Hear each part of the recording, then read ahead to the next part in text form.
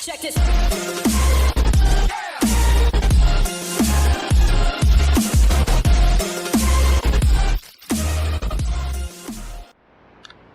What's up, everyone? We're back at it again. Day 2. We just got started before by taking out the radiator, draining all the coolant and oil, and knocking out a few little things. Took the battery out, took off the intercooler. So today, Sarah and I, say hi, Sarah, are going to be finishing up and getting this motor out of the car. So what we're going to start with is we're going to start with the air box. We're going to remove this and get it disconnected so it's not in the way. We're going to disconnect the power steering lines so they're not attached anymore. We're going to take off the alternator. We're going to take off the AC. We're going to just try to move the AC to the side so that way we don't have to disconnect these lines. So that sometimes can be a pain in the ass. So it's not always necessary.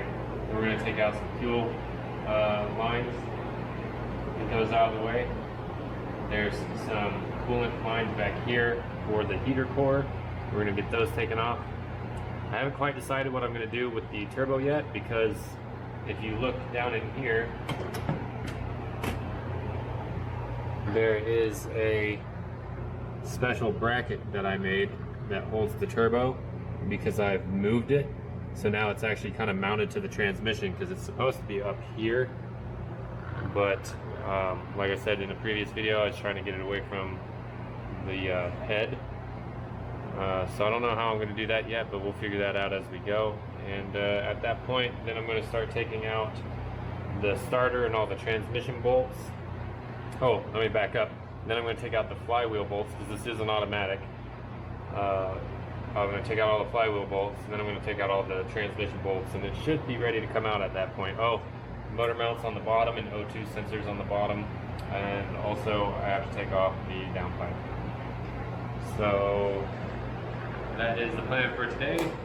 I'm going to throw on some gloves real quick and we're going to get started and we'll see how it goes. So I'm going to set you down on a tripod and throw it on time lapse, and here we go.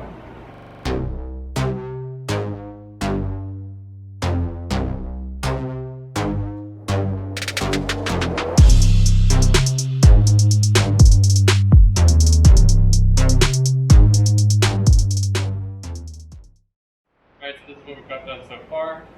We have removed the air box. We have disconnected the power steering lines from the reservoir. We have taken out the alternator, the AC, which I don't know how well this is going to work because that's probably not the best for this line. I don't know if you can see it on camera, but it's twisted pretty good. Hopefully that doesn't break it. No biggie. You live, you learn. I've disconnected the harness, the engine harness from this side. Took off all the belts, fuel lines. I marked them with paint markers, as you'll see in the time lapse. That's what that's for. By the way, always put all your bolts back. See, I'm trying to make sure that I always know where the bolts go because it's probably going to be apart for quite a while, and I want to make sure that I don't forget. I have a bad memory and I'm going to forget where these bolts go. That's the easiest way not to forget or to lose parts. Alright, so now what do we have left? Now we have the AC, or not AC, the heater core. So coolant lines to the heater core. We have to disconnect this side of the engine harness. We have the turbo, and then flywheel bolts, trans bolts, and this thing's ready to come out, as far as I know. So we're going to put you back on a time lapse, and we're going to keep on plugging away. By the way, I just want to take a second to point out, when doing this project, with every project I try to add more tools, at least one tool at a time. You know, if I need it, I try to get it, and that way I'll always have it. It's a good habit to get into. It is expensive, but you'll see me using this throughout this video. This is a 3/8 call this, usually it'd be called an air ratchet, but this is an electric ratchet. Now you don't necessarily need this brand by any means. Pick whichever brand you want. This one actually is pretty good though. I've enjoyed it so far.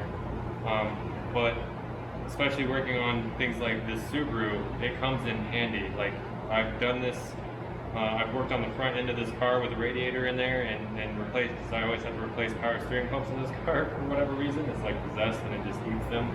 It just sucks the soul right out.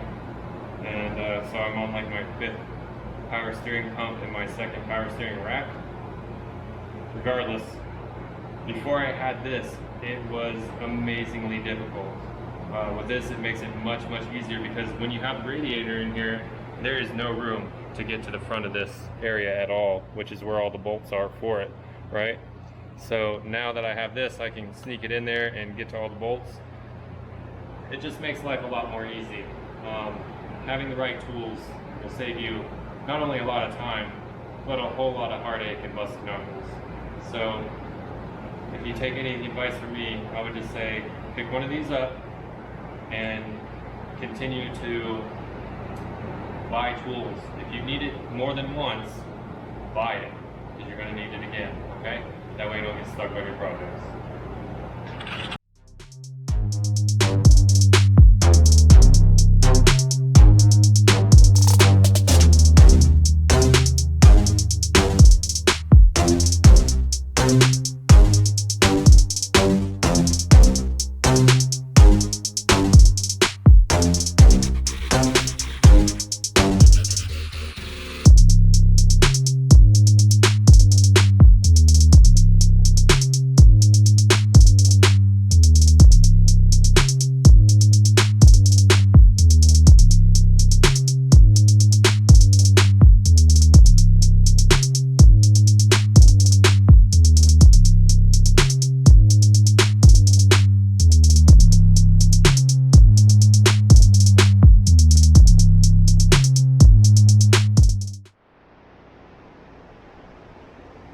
Alright, so now we've gotten everything off of the top that we can get off the top.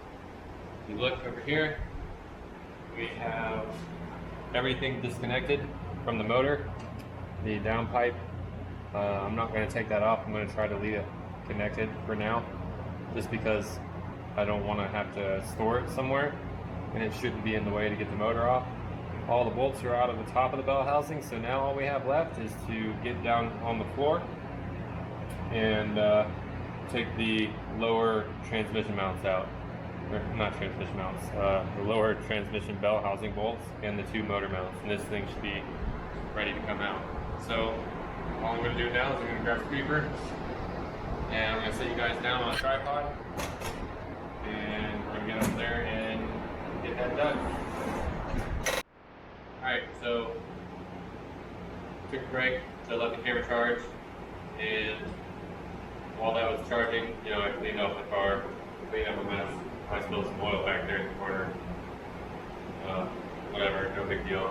So now, all that's left is I'm going to put the car down. That way I don't have to lift it so high to get the engine over the front of the car. I did go ahead and attach a chain. So I'm just going off the front here where the AC bracket mounted, and down in here, let me grab my flashlight.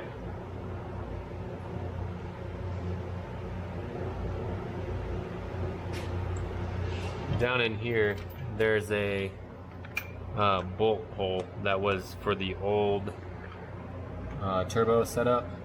I don't know if you'll be able to see it on camera, but it's down there, and I just attached a bolt to that. So now this should be ready to pull out. Go ahead and lower this down and see how that goes.